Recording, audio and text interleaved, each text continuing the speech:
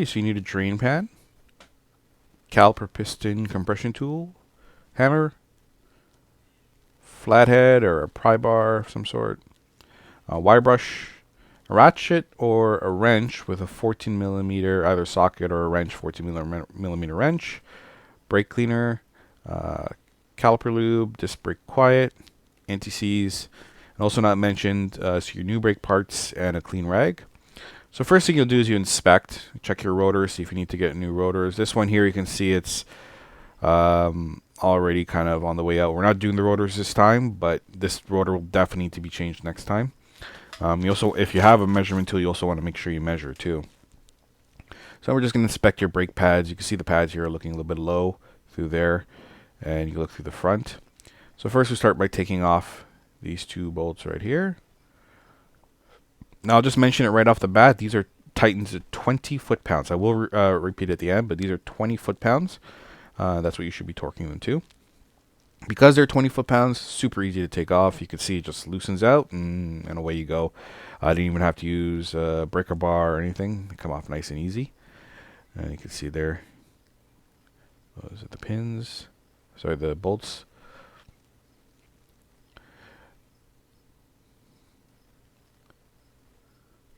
They're not very long at all. Comes out nice and easy. Now, if you're having trouble taking these off, because as the cars get older, you may get that problem, especially if you live, somewhere up north. You can see those little, where I pointed to earlier, those are actually where you can put a wrench if you need to. Now, we got to pry this off. You can see it's kind of holding on a bit. Now, because I'm planning to keep the rotor, I'm just going to use the pry, like a flathead or a pry bar, and pry it at those points. If I was getting rid of the rotor too and putting a fresh rotor in, then I would just pry it even against the rotor. It wouldn't matter so much, but you want to do it in such a way to protect it. Here, normally I say to hang your caliper, but in this case here, I just placed it right on the that lower kind of control arm there, so no problem. And you can see the two bolts in the back. Those are the two bolts you would take off if you're doing the rotor as well. But we're not doing the rotor, so we're not worrying about that. Now we're going to go ahead and take off the pads. Now because, again, same idea, I don't want to damage the rotor. As you can see, I'm not going to go in and pry like what you just saw. Instead, I'll go put my flathead and just kind of tap it out with a hammer at the top. If I was getting rid of the rotor, I would either A, take off this caliper bracket first, or B, I would actually have just pried it right against the rotor like what I had shown in the example. You can see these pads are definitely need to be changed. They're low, very low, and they are got a lot of buildup and sediment and wear on them, so they are definitely due.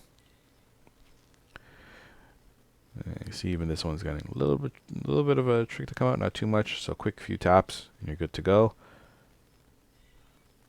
That's it there, pretty much ready. And we're just going to take off the shims. That's one. If you need to, you can use the flathead and pry it out if you need to. Hopefully it just kind of pops off, though. There you go.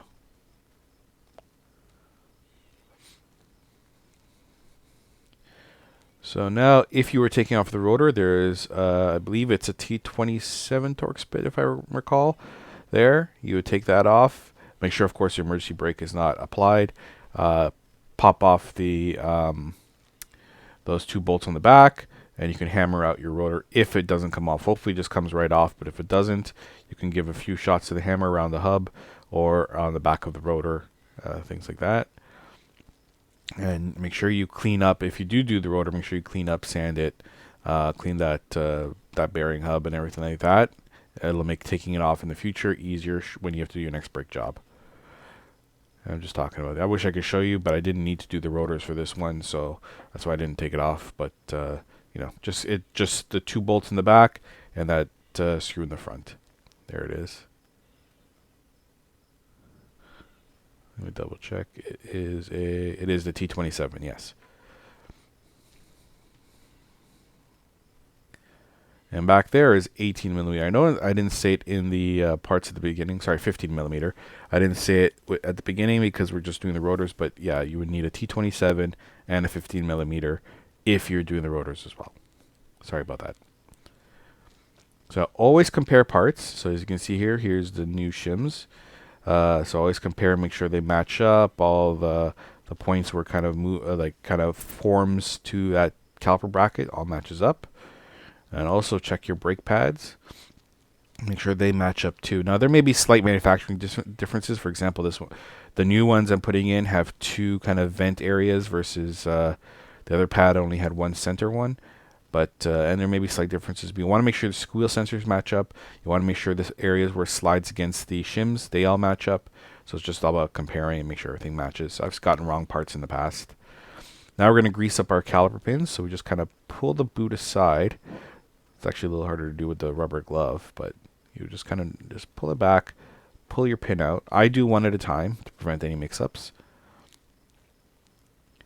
And you just kind of clean it up. I spin it as I clean it. This gives it a chance to kind of really get everything there. And then inspect to just make sure there's no damage to it, nothing like that. And then we're going to put our caliper lube on there.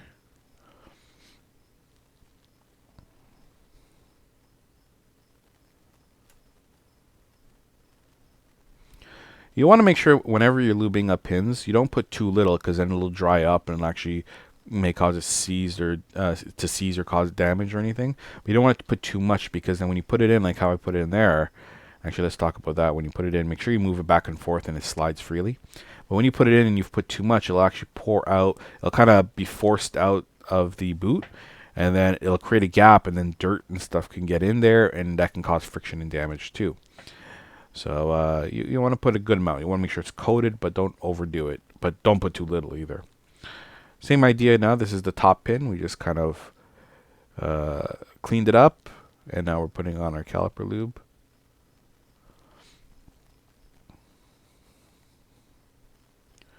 And then same idea. We just take that, put it into the boot. Make sure the boot, it'll kind of snap over the caliper pin. And once you do that, make sure it moves freely.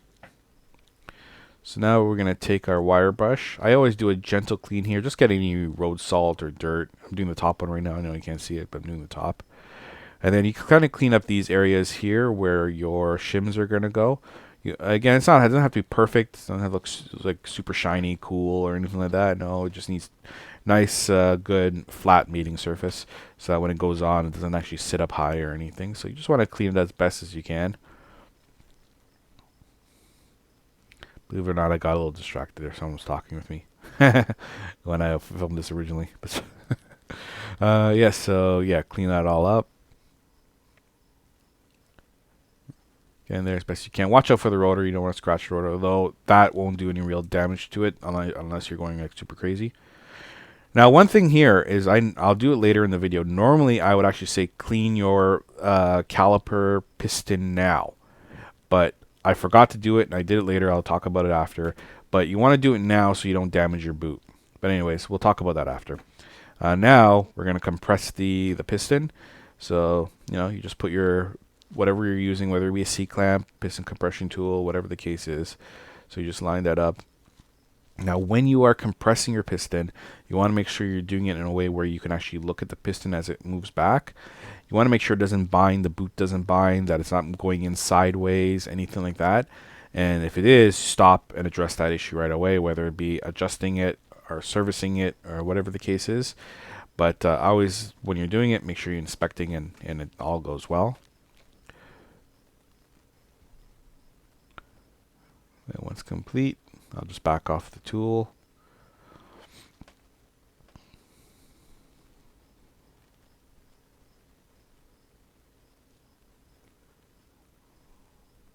There you go.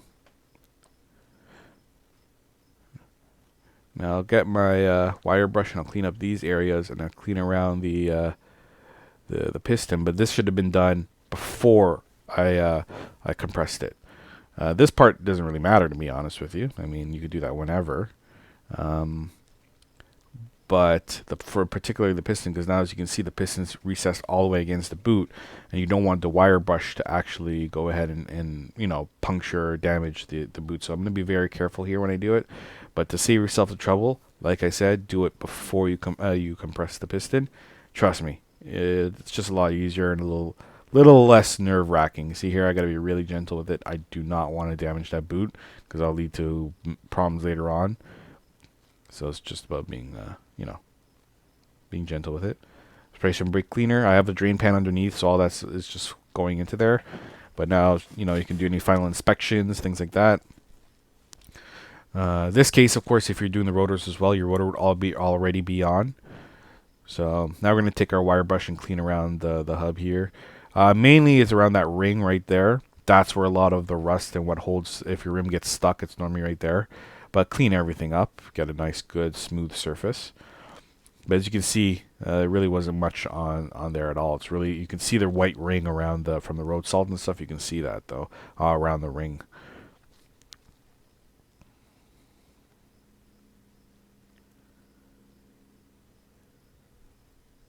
All right, give it a quick spray as well. All right, now we're going to put our shims on. Now, if I was doing the rotors, I'd actually have put these shims on before putting this torque, the torque member, the caliper bracket back on. Wow, that was harder to say than it should have been. But yeah, I would have done it before. Since we're only doing the pads and we're putting on these shims now, you want to make sure when you put them on, they are in no way making contact with the rotor, so you want to make sure you line them up perfectly, do an inspection, make sure that there's no way the rotor can make any contact with it whatsoever.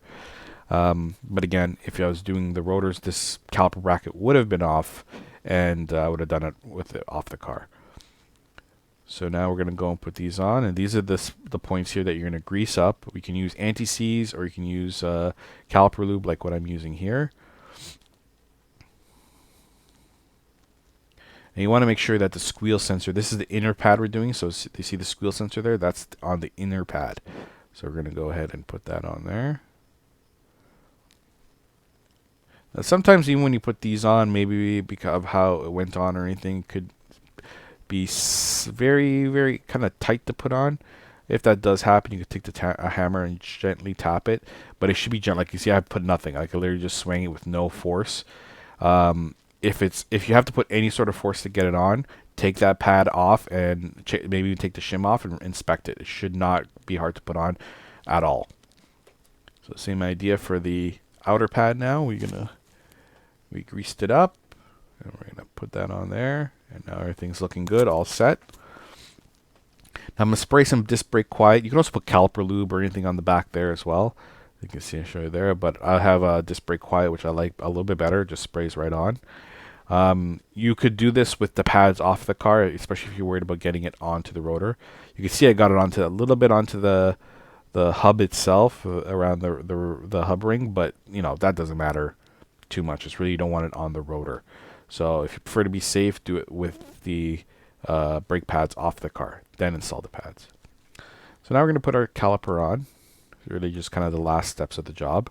So I'll reiterate to you, if you did the rotors as well, those heavier caliper bracket bolts in the back, those go to, I realized, I told you 120 foot-pounds. That's incorrect. I apologize. It's 92 foot-pounds.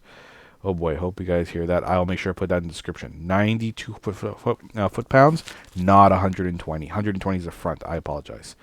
And these rear pins, they go to 20 foot-pounds, so not a lot at all. Now, normally when I tighten these up, I will do one. Let's say the bottom one, I think in this case here. No, I'll do the top one first. And basically, I do one to hand tight. I just go to a certain point, then I'll stop, and then I will do the bottom one, do that one fully to 20 foot-pounds, and go back to the top and do it. I know a lot of people don't do that. They just go right to it, but that's the case.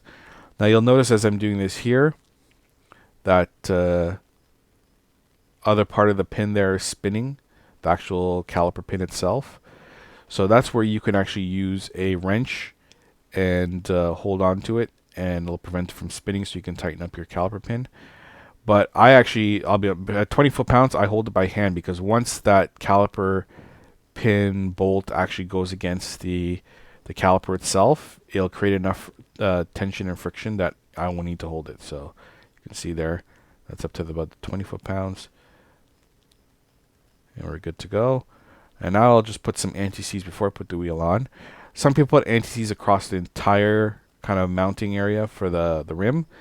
I only really put it around the ring. That's where 90% of the cars, this is where the rust, what holds it on, it's here.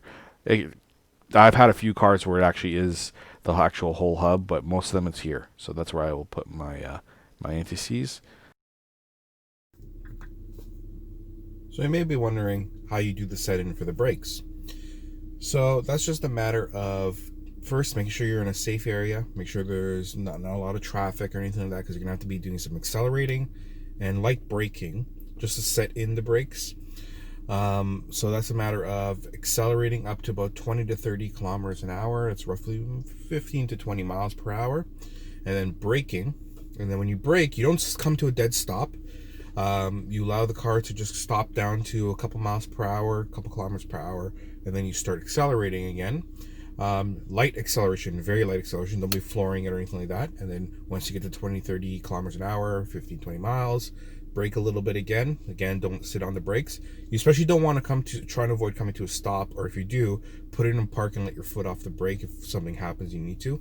Because as you're sitting in the brakes, if you stay one spot with the brakes as they're setting in, the heat that could be generating could cause some early warping or damage to the brakes, especially if you're doing a lot of brake and stop. So you want to make sure that you're you're avoiding that for this first little bit. So here, see right now, I'm just going to get up right about 20 kilometers an hour here. I'm braking down just under 10 there. I'm going to go back again.